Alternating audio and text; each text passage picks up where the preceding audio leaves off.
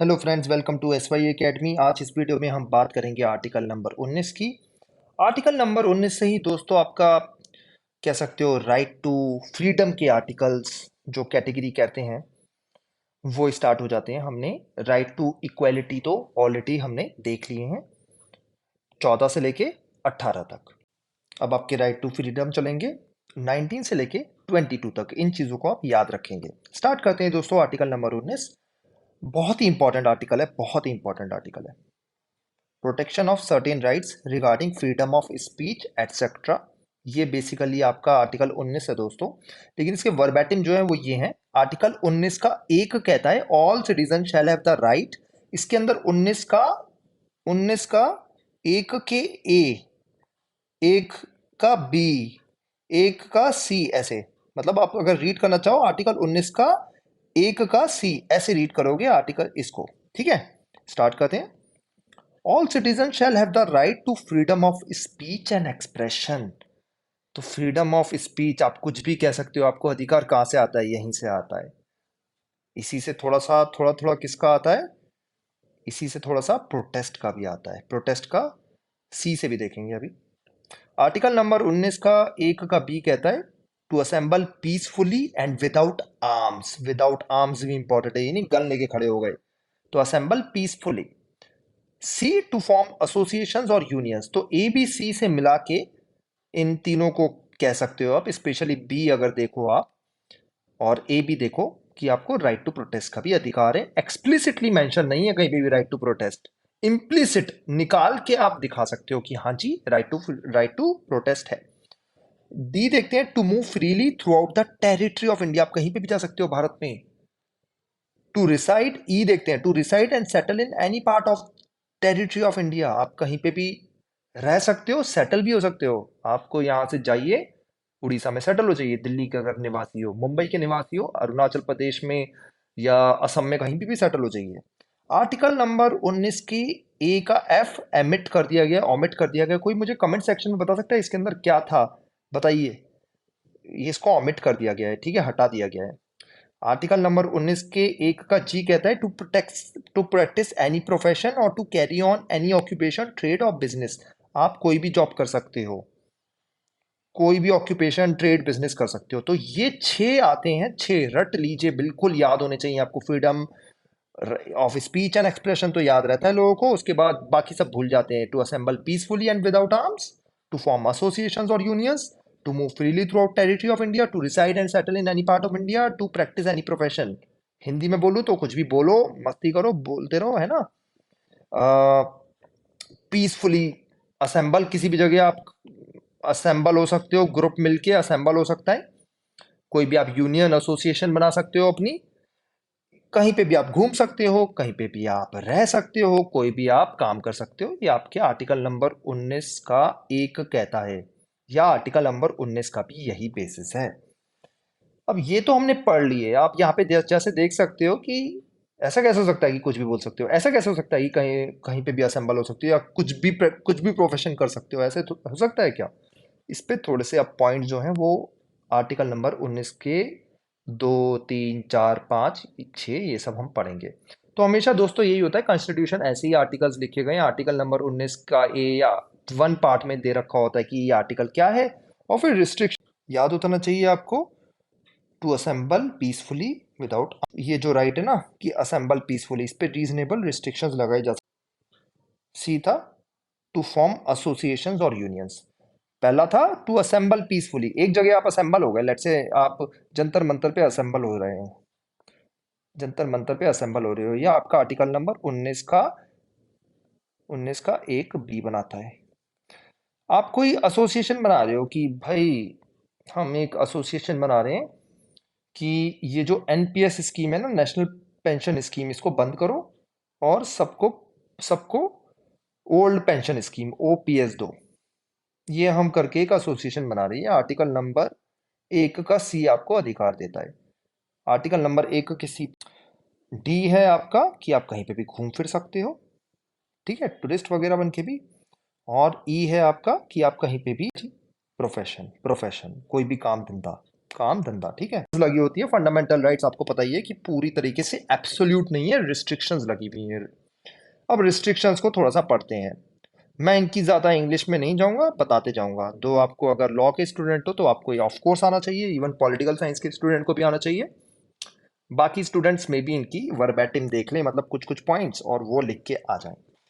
Nothing in this sub clause A of clause one, 19 का एक का ए जो freedom of speech and expression है ना, उसके बारे में कह रहा है, shall affect the operation of any existing law or prevent the state from making any law in so far as such law imposes reasonable restrictions on the exercise of the right conferred by the said subclause in the interest of the sovereignty and integrity of India, the security of the state, friendly relations with foreign states, public order, decency or morality, or in relation to contempt of court, defamation or incitement to an offense.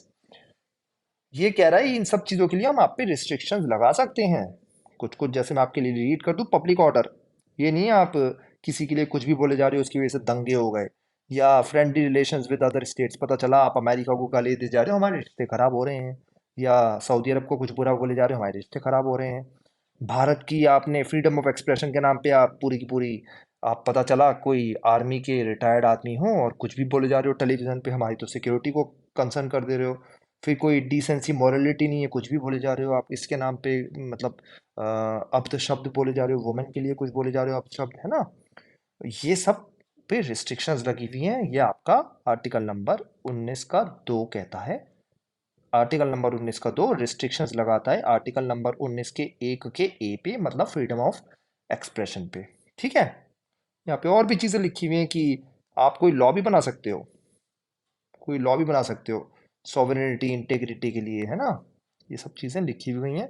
तो मतलब कहने का point ये, article number 19 का एक जो है इस पर रिस्ट्रिक्शंस लगा सकता है कौन, आपका स्टेट। अब देख लेते हैं आर्टिकल नंबर 19 के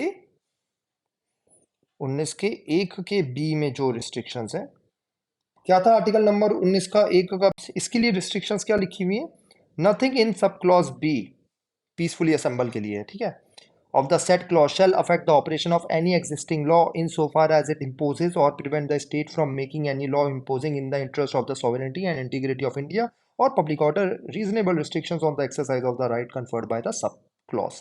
तो ऊपर थोड़ी सी ज़्यादा टर्म्स क्लियर थी, यहाँ पे थोड़ी सी टर्म्स कम है, लेकिन है कि सॉवरेनिटी और इंटीग्रिटी के लिए हम कुछ भी कर सकते हैं, भारत के लिए कि भारत ही प्रथम है सबसे ऊपर, पब्लिक ऑर्डर के लिए रीजनेबल रिस्ट्रिक्शंस लगाई जा सकती हैं आपके दी हैं। ये आर्टिकल नंबर 19 का 3 कह रहा है। अब ये सी पे लगाता है चौथा वाला, ठीक है। आर्टिकल नंबर 19 का 4 किस पे लगाता है, आर्टिकल नंबर ए के सी पर। क्या था भाई ए का सी, रिस्ट्रिक्शंस है वो 19(4) में है, हम उसको अभी पढ़ेंगे। Nothing in sub clause C of the said clause shall affect the operation of any existing law in so far as it imposes और prevent the state from making any law imposing in the interest of the sovereignty and integrity of India और public order और morality reasonable restrictions on the exercise of the right conferred by the said sub clause. तो again ये 19(3) और 4 almost same है। Public order और morality के basis पे कोई भी एसोसिएशन को बंद किया जा सकता है, सॉवरेनिटी एंड इंटीग्रिटी पे अगर कोई आंच डालेगा तो भी उसको एसोसिएशन यूनियन को बंद कर दिया जाएगा। क्या था भाई, आगे बढ़ते हैं दोस्तों। डी और ई पे जो रिस्ट्रिक्शंस लगी हुई हैं उसके लिए हम पढ़ेंगे। डी और ई क्या थे दोस्तों, टल हो सकते हो किसी भी जगह पे। पढ़ते हैं आर्टिकल नंबर 19 का 5। 19 का 5 जो रिस्ट्रिक्शन लगाता है आर्टिकल नंबर 19 के 1 के डी और ई पर, है ना, ऐसे आप लिख सकते हो डी और ई clearly. Nothing in sub clauses D and E of the said clause shall affect the operation of any existing law insofar as it imposes, मतलब कोई भी एग्जिस्टिंग लॉ को ये जो इंग्लिश जो लिखी हुई है ना डी और ई, मतलब कुछ भी ऐसा नहीं कर सकते, वो उस लॉ के अगेंस्ट नहीं है जो लॉ ऑलरेडी एग्जिस्ट करता है, और prevent the state from making any law imposing reasonable restrictions on the exercise of any rights conferred by the said sub clauses either in the interest of the general public और for the protection of the interest of the scheduled tribe. तो काफ़ी जगह पे schedule tribes रहती हैं दोस्तों, जैसे जरावा रहते हैं बाराटांग आइलैंड के पास, अंडमान निकोबार में। आप बोलो मैं तो वहां घूमूंगा या आप बोलो मैं तो अपना घर वहां बनाऊंगा, है ना?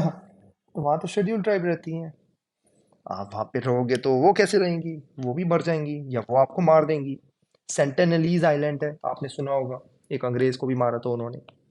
आप बोलो मेरे को तो वहां सेटल होना है तो वहां आप सेटल नहीं हो सकते। क्यों सेटल नहीं हो सकते?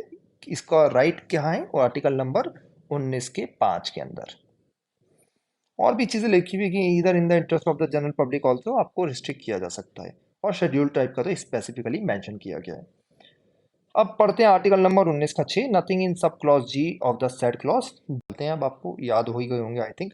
Nothing in sub clause ji of the said clause shall affect the operation of any existing law in so far as it imposes or prevent the state from making any law imposing in the interest of the general public reasonable restrictions on the exercise of the right conferred by the said subclause and in particular nothing in the said subclause shall affect the operation of any existing law insofar as it relates to or prevent the state from making any law related to the profession or technical qualifications necessary for practicing any profession or carrying on any occupation, trade or business। ये कह रहा है भाई, आप बोलो मैं तो doctor बनना चाहता हूँ, मैं तो 5वीं पास हूँ लेकिन डॉक्टर बनना चाहता हूँ, क्योंकि मेरा तो अधिकार है, कॉन्स्टिट्यूशन राइट है, आर्टिकल नंबर 19 के 1 के जी में लिखा हुआ है जी। तो इसको नेगेट कैसे करेंगे? इसको नेगेट करेंगे आर्टिकल नंबर 19 के 6 के पार्ट 1 में, कि प्रोफेशन और टेक्निकल क्वालिफिकेशन नेसेसरी है, ये कोई भी लॉ बनाया जा सकता है। इसलिए मेडिकल के क्लियरली लॉज बने हुए हैं, हर प्रोफेशन के लॉज बने हुए हैं। आप में अगर वो काबिलियत है तभी आप वो जॉब कर सकते हो, अदरवाइज वो आप जॉब नहीं कर सकते। वरना आप बोलो तो मेरे को तो प्रेसिडेंट ऑफ इंडिया बना दो, आप नहीं बन सकते, क्योंकि वेल डिफाइंड कॉन्स्टिट्यूशन में लिखा हुआ है कि कौन प्रेसिडेंट बन सकता है। ठीक है, क्लियर हुआ होगा आपको। अब देखते हैं अगला। The carrying on by the state और बाय अ कॉर्पोरेशन ओन्ड और controlled by the state of any trade business industry और service whether to the exclusion complete और पार्शियल ऑफ सिटीजन और अदरवाइज। तो कुछ काम कर रही है स्टेट, ठीक है, या कोई भी स्टेट की कॉर्पोरेशन कोई भी बिजनेस वगैरह के लिए, तो उसमें वो सिटीजन्स को एक्सक्लूड कर सकती है। जैसे अपना कुछ ऑयल ड्रिलिंग कंपनी चला रही है, तो उसमें वो एक्सक्लूड कर सकती है। तो ये आप नहीं कह सकते कि हाँ जी हमें तो अधिकार होना चाहिए, मेरे को तो जॉब चाहिए इसमें, राइट? तो इस चीज़ के लिए है। तो राइट टू प्रोफेशन पे चेक एंड बैलेंसेस कि आपकी क्वालिफिकेशन होनी चाहिए और स्टेट आपको एक्सक्लूड भी कर सकती है कोई लॉ बना के। ये चीज़ें आर्टिकल नंबर 19 के 6 में डिफाइंड है। तो ये थे आर्टिकल नंबर 19। आई होप आपको क्लियर हो गया होगा। कोई भी डाउट है तो कमेंट सेक्शन आपके लिए ओपन है। Thank you.